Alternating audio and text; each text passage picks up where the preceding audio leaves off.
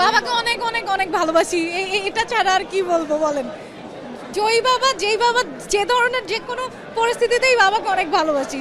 ভাইয়ের বিজয়, আস্থা ছিল, ভাইকে সবাই ভালোবাসে, সেটাই প্রমাণ করেছে এবং এই আনন্দ তুলনাহীন।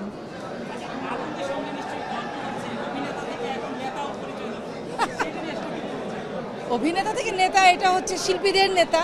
তো আমি চাইবো যে সব সময় সব কাজে আমি হাকিমের পাশে থাকি, সবাই জানে এটা।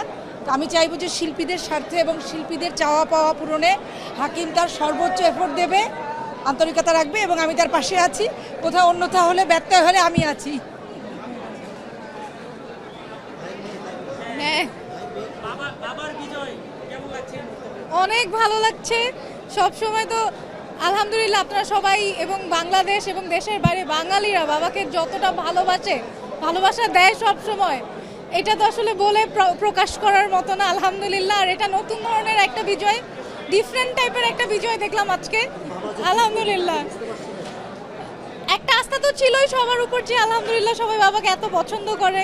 তো এখন অনেক বেশি টেনশন কাজ করছিল না, কারণ বাবাকে সবাই পছন্দ করে, ভালোবাসে এবং এটার পাশাপাশি যারা ছিল তারাও তো আমার আঙ্কেলই।